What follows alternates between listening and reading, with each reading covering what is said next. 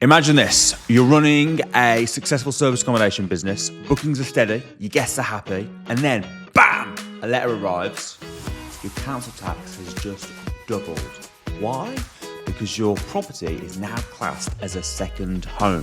So in today's episode, we're deep diving into the latest council tax changes that are blindsiding property investors. We'll uncover what's happening, why it's happening, and most importantly, what you can do about it to protect your investment. So stay tuned. My name is Russell Leeds. And I'm Anna Leeds. And welcome to the Property Investors Podcast. Now, we actually have received many of these letters ourselves for our service accommodation units. Oh dear, yes.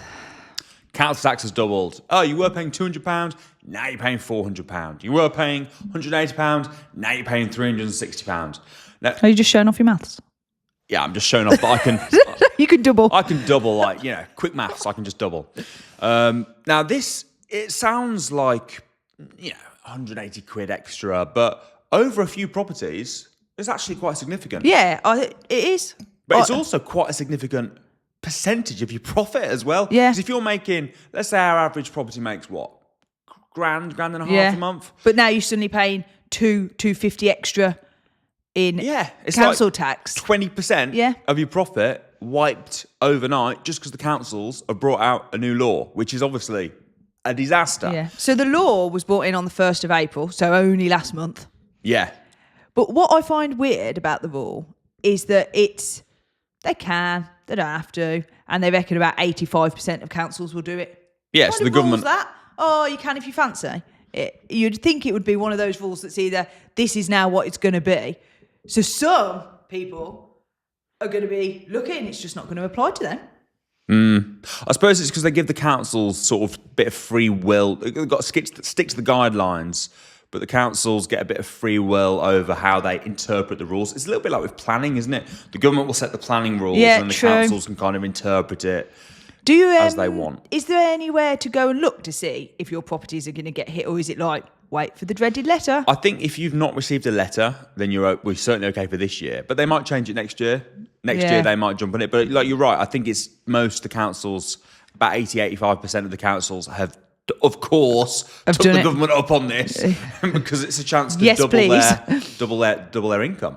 So let's have a little look at why are the government hitting serviced accommodation? Is it attack on serviced accommodation? Because well, I think it started as an attack on people that have second homes. It did. So this was like what, 2014? Yes, I want to say. And I get that because people with second homes, I'm not against second homes. I like a second home, but that just sit there empty. And I know that like investors just buy properties, don't even bother to rent them out. It's not even second home really, just second purchases. They know the property will go up over time. We have them here in Beaconsfield. There's one road that I'd say, I won't exaggerate, but like 15% of the houses on that road sit empty. There's one in Gerald's Cross as well. But you've also got areas like in places like Cornwall, haven't you, where people will buy holiday homes and then they'll go and use it for a couple of months in the summer or maybe not even a couple of months, a few weeks here and there. But then the rest of the year, it's like a ghost town. Yeah. Because no one lives there. So I do kind of get that because I think they want to cut that out, don't they? They're kind of thinking, and I kind of get it in one way, because if you're only going to be there, say you did 6 weeks over the year, why not just like rent somewhere where you go down? Why have a whole house sitting there empty? You might want your own home if you're rich and you've got the money. It's like, I want my own space, leave my stuff there. I know, but for staying there for like 6 weeks, I do kind of get why the government are trying to penalise that, because, there's loads of people that need houses and then we've got houses just sitting there empty, and this is one way they can put people off doing it. Yeah, interestingly, before this rule came in I can't remember the date, but I think it was 2014. Before that, it was actually cheaper. Your council tax was less if you had a second home. Yeah. So you got a discount. I got multiple homes. Oh, good one. Well done. Yeah, if you're rich enough to afford 2 homes, you know what you need? A discount on your council tax. Even though, when I say that, and to put people off second homes, I'm sure the people that can afford to have a second home and just sitting there 10 months of the year, are they going to be that bothered? What if they're paying extra council tax? Yeah, because if they're prepared to just leave it sitting there. The thing is, though, I know what you mean, but I sort of think if you're paying for a house, when you pay for the council tax, you're paying for certain things, aren't you? You're paying for use of the police, you're paying for use of, you all the sort of services that that come with. Or I'm not actually. What are you paying for? Yeah, what does council tax? What cover? do they actually provide? Bins. I'm pretty sure it's Emptying bins. I'm pretty sure it is like the services. What does council tax pay for? Let's Google it. The money, together with government grants and business rates, pay for schools, rubbish, recycling, libraries, so sort of stuff in the area. Yeah, so which you pay pay to your local council because you're paying for your local bin men, your local schools. So why should you pay more if you don't? If it's empty, Especially if you're not there, you're not it? even using it. It's like paying double for not really using the services. And what, you're not using the schools or the recycling or the rubbish collection? Oh, you're not using it at all? Double pay. Yeah, it actually makes sense to have a discount, doesn't it? Oh, so you're hardly using it, half price for you. Yeah. But the reason they've obviously done it is it's a way of penalising. It seems the wrong tax to increase. But anyway, it is what it is. Yeah. So this is where it came in 2014. And I think at first it had to be 2 years empty. 2 years empty, you've properly left it empty now. Yeah. You're trying to rent it out. This is proper empty. And then you'll have to pay the tax. Then last year or the year before, they made it 1 year empty, I think, and they slightly strengthened it. And then now they're hitting all people that have got service accommodation properties. Yeah. Even weirdly, lots of our students are saying that they've had this letter, and they've got rent to rent properties. So it's not like they even own it. Yeah. Right. And it's like, no, it's a second home. You need to pay extra rates. And that's, it is what it is. Double council tax, 100% council tax increase, which is crazy. So that's kind of what's happened. Bit of the history as to how this rule's come about. So what are we doing right now? Our council taxes have all been doubled. What's our solution? How are we getting around this? So we are applying for business rates. Yeah. So we go to the VOA and we say, look, this actually isn't an empty second home that should be being charged double rates. This is a furnished holiday let, which is a business. So as a business, we shouldn't even be paying council tax. We should be paying business rates, like any commercial property. And they're like, yeah, cool, that's fair, that makes sense. The reason I think they're hitting serviced accommodation units is because what landlords were doing, and you say maybe they didn't care if they own empty homes, but what they were doing is they were buying a holiday home, right? Buying a holiday home, yeah, I want a holiday home there. Oh no, I've got to pay double council tax because it's empty. Let's just pretend I'm renting it out as serviced accommodation, and then I don't have to pay double council tax. I was wrong. They do care about paying double council tax. They do. So that's what they were doing, right? And they were even applying for business rates. It was very easy to apply for business rates and paying, in some ways, you can actually pay zero business rates, which we'll get to.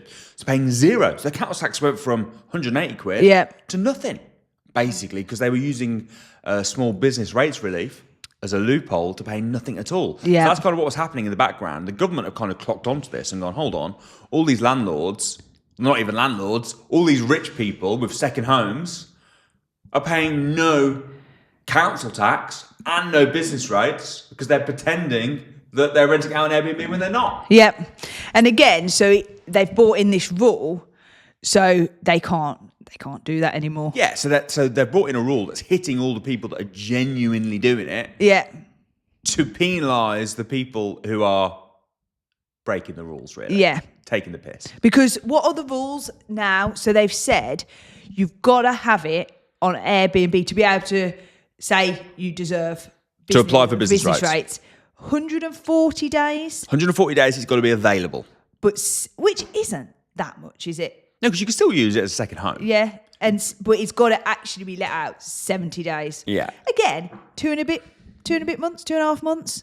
It's not that. I mean, if it generally is a second home, sorted, like we were saying, it is gonna sit empty a lot longer than that if it is a second home. So basically 5 months of the year, basically, you've got to have it live. So you could use it half the time, you could use it for yourself, book it out for yourself. You get all the prime times, you could use it as your proper second home. And then all the times it wasn't, you could put it on. But you've got to evidence it and show that you are genuinely. They might ask for evidence. If you genuinely are using it, you'll have a you'll have a channel manager. It'll be on Airbnb, Booking.com, and you can go on and show. What I find, it's funny how you've got to prove it, but then when they came to us up in our council tax, they knew like that it was a...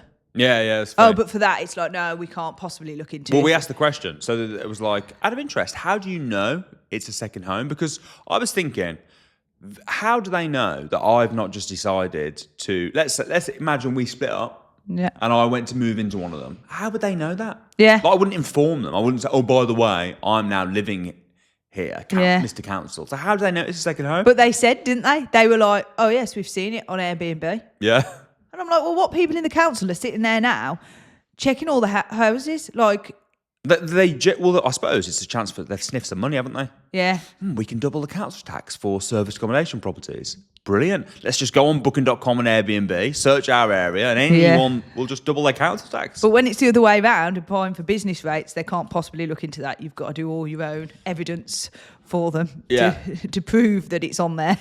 Now, so I suppose it's obvious, really, isn't it? If you've got any properties, whether it be a rent-to-rent, whether it be a property that you own, any properties you're renting out as service accommodation, go to the VOA website and apply and say, look, I want to set up as business rates and change the business rate. So a big question will be then, how do you work out business rates? How much are people going to be paying if they swap to business rates? That's a good question, because what you obviously don't want to do is, I'm paying £200 council tax. Oh, it's gone up to 400. Ha ha ha. Business I'll change rates. to business rates. What are the business rates? Oh, £1,000 a month. Great. Yeah. I've really screwed myself over. No, it's a good question. So typically, everyone that I know that's done it, it's come in significantly less than the council tax. However, the VOA, the Valuation Office Agency, are going to have to actually value it and work out what it is. Yeah, it's not as simple as... you're in valuation B, like you're off council tax. You just know what it is. No, they've got to value it. Annoyingly as well, this takes time. So we applied, we sent off all our VOA for all our properties to switch over. And just to business confirm rates. for people, when you say sent off, did you use an agency? Did you just go on the council website? How does that work? So I just literally went to the Valuation Office Agency website. Okay. And just filled out the form. So you don't need to use... I think I did it online. Anyone else? You literally just... Did it online, filled it in, applied, answered the questions. And they wanted to know stuff like, how much is the minimum nightly rate that you rented for? What's the maximum nightly rate? And how long would you say the application process takes per property? I mean, I've never had one come to completion. I've only just done this like last month. Yeah. I did this because I knew this rule was coming in. I think, was it February? I think we applied. Still haven't even had a response. I did ring up to check my queries and they were like, yes. Apparently, they changed their system in January, which gave them a 6-week delay. And also, she said, look, everyone's doing this right now because everyone's and they haven't got the paying staff double because council tax. they're on Airbnb checking out all these And properties. all their staff are on Airbnb. No, that's the councils, to be fair. This is a little bit different, but yeah, they're all finding out who we can increase. So apparently they got an overload, so it is a bit behind. So she predicted they would get back to me. Bear in mind we put it in February. Yeah. In May. Wow. I.e. now. But then that's just to accept the case. It can take 7 months. I've had people... I actually meant people might wonder how long the actual application, not as in the whole process, much detail. Oh, not long. Is it like 5 a 5 minutes? minute? So Yeah. it is as simple as a 5-minute form. Yeah, and basically as long as you're renting it out for available for 140 nights and actually rented out for 70 nights, you've ticked the criteria. I mean, as long as it actually is an SA property, you're sound. Yeah. If you're actually using it for serviced accommodation. And what they're going to want to look at in order to value it, they're going to want to look at how much do they think, as a serviced accommodation property, your property should be charging. It doesn't actually matter what you are charging, although they take that into account, but it's looking at other properties nearby. So let's say, for example, you were renting out for £30 a night because you sucked. You were like terrible reviews and etc. They wouldn't just go, so the rateable value is really low because you suck. Yeah. They'd go, well, what should it be? Yeah. Same way you value a property, right? They're going to look at it, they're going to value it, they look at the location, the property size, the quality of your property. But it's very much worth getting on this, isn't it? Because like you say, we're still 3 months down the line. Yeah. We now are paying double council tax. Yeah. and we're still waiting for it to all go through. So if you have got multiple properties, you do need to get on this, because this isn't look, I've changed to business rates. No. Oh, goody, goody. But they will backdate it. Yes, which is very good. Yeah. So they'll say, well, obviously you should have been paying business rates. Is that since the application, or how far did they backdate? Or, ever since you own that property, and did they say you should be paying business rates? Do you know what? I'm not 100% sure on that.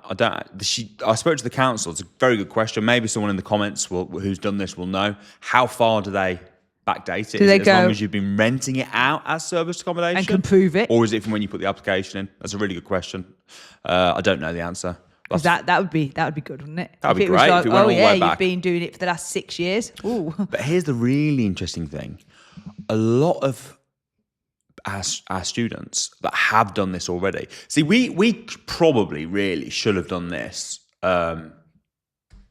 before. We probably should have done this years ago. Yeah, even we were a bit slow to jump on this, weren't we? Well, I just sort of thought, I'm happy to pay the council tax. It's not very much. I don't know what the business rates would be. Yeah. So, yeah, it might save me a little bit, but it's hassle. I've got to apply. I've got to wait. I've got to answer questions. I just didn't bother.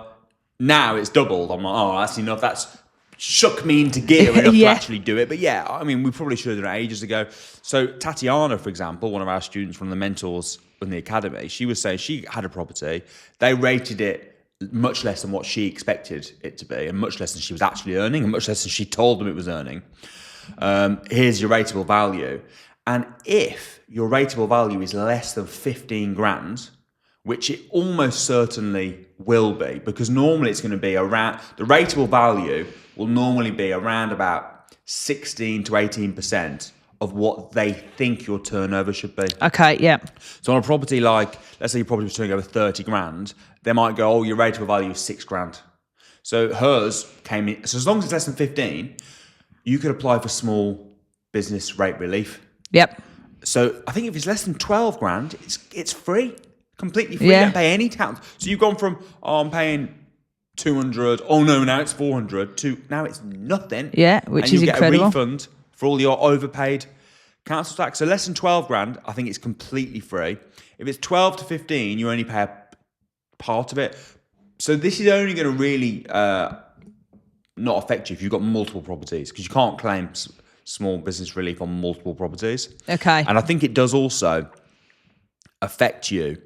So I don't think we're going to be able to do this, unfortunately. But anyone that's just got one property, you can apply for small business rate relief. I think you can also, if you've got like a few properties, I think you can still do it. But just on one. So you might as well do it on one, even if... Yeah, but it starts getting messier if you've got more. I remember when we were looking into us, for us, it was like, it's not really worth it.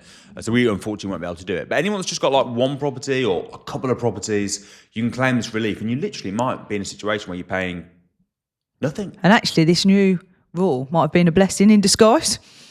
Well, it will be. Yeah. It will save us money. It was a bit of a faff to do it, and it's going to take time.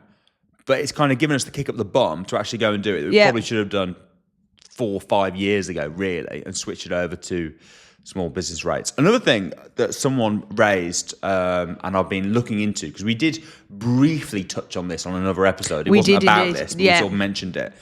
And a fear that we had was someone, Tim, who's the accountant on the episode, said that he changed the property to small business rate relief a few years ago. But then they changed. And apparently they, as far as he could see, they changed his property from C3, which is a residential property, to C1, which is a hotel. But without even informing him, did they? They just did it. Yeah, and to me that sounded crazy, because I was like, how that's needs, you need planning permission to change that. Like, how is that possible? From every bit of research I've done, that shouldn't happen. Do you think that's just an absolute... I don't know what that is. Fluke circumstance. I don't know what that is. But from everywhere I've looked, I've spoken to solicitors. Because that actually put us off a little bit, didn't it? It scared us a little bit. Because, like, if you change it from C3 to C1, you can't just willy-nilly change it back, can you? Well, no, you'd need planning permission to change it back. Yeah, you can't just go, anyway, C3 again now. So that was a big concern at the Because that time. could affect your mortgage rates, Yeah. it could affect everything. So I asked the valuations office, I asked the council, I spoke to solicitors. No one knows. No one seems to think that would actually happen. So Poor Tim. yeah, poor Tim. So you should be safe. You don't need to worry about change of use or anything. You should be fine changing it over from to business rates. It's pretty simple, very simple to do. It's a 5-minute job. It's probably going to save you a fortune. It's definitely a great loophole. Definitely. Yes. Around this issue. So I would say just jump on it straight away. And that's the thing with these things. It does seem at first I couldn't believe it. I was like, what do you mean our council tax is doubling? But actually, it's not going to take long to change. It's actually, we're going to be paying less. You just need to be on it, don't you? I think you just need to be aware of what's going on. Like, really, we should have been on this sooner. And that's bad on us. Like, we should, like you say, this gave us, we were just like, I can't be bothered. And then this gave us a kick up the arse we needed. But actually, I think when you're in property, the biggest lesson is just be up to date with the latest news. Jump on it. Don't wait now. We should have had this sorted months ago. And now we've joined when everyone else is doing it. Now there is a queue because everyone's been forced to do it. But it's good. Like, I think being in a network of people, what's so great for us is we're around so many people in property where we live. Obviously, we've got the academy. Everyone's doing property. We're really, like, we've known about business rates for ages. Yeah. I think it's so good being around people that, because everyone's up to date, everyone knows the latest rules and finds the way around them and finds what you've got to do. And I think that's so important. To be in a good network of people that are actually doing it. So you're totally up to date with what's going on. Because I think in property, the laws just change so much, don't they? All the time. And you've got to keep, it's not I don't think it's just a case of, oh yes, I bought one property, I rent it as SA, jobs are good. And No. because eventually, like now, you'd just be paying double council tax thinking, oh. I think this is the same with any business though, isn't it? Any business, property business, whatever business, you do need to continually be changing and adapting and on top of it and keeping progressing. Up to date. Yeah. You want to be moving forward, don't you? And I think you just need to, always, listen to podcasts, check the news, just be around people that know, just be informed. Make sure you're informed. Yeah, no, I agree. I 100% agree. So there was a bit of bad news at the beginning of the episode. And actually, it's turned into good news by the end of the episode. Yes, definitely. Because you're probably going to get your council tax rates significantly totally slashed and changed to business rates, and hopefully you'll save yourself a nice little fortune if you are saving. Even if it's, let's say you were paying 200 and they're paying 100, again, that's 10% extra profit, isn't it? And please comment below if you have done it and you know how long they backdate it for. If you know, do they backdate since you put the application in, or do they backdate how long they think your actual house has been a business? Yeah. That would be very interesting. I have to ask that question. We'll have to ask it into the group. Someone will know. Yeah. Perfect. All right. Well, guys, thanks ever so much for watching. My name's Russell Leeds. And I'm Anna Leeds. Don't forget to subscribe, like the video, and we'll see you next week.